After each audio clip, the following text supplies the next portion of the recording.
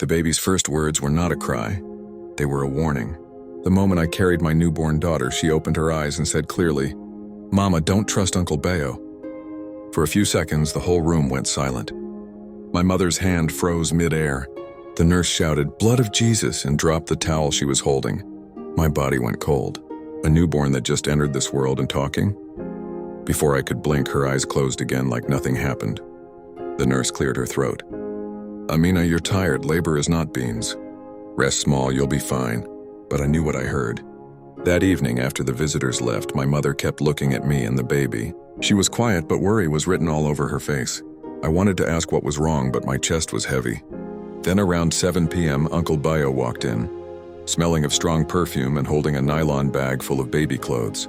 "Aha, my sister, you have done well, oh," he said, grinning from ear to ear. My mother didn't even smile. She just watched him carefully, her lips tight.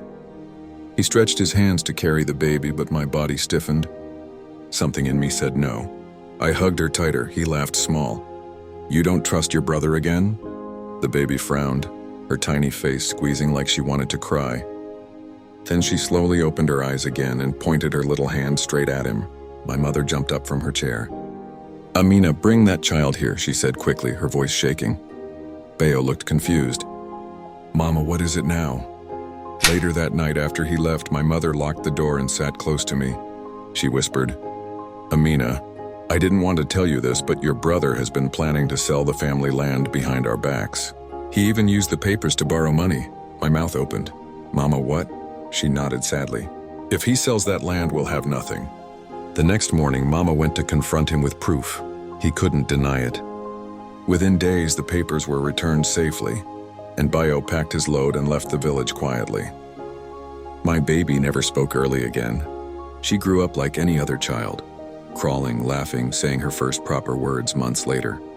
But anytime I look at her eyes, bright like morning light, I remember that whisper that saved our family, and I always thank God. Sometimes He speaks through the smallest mouths.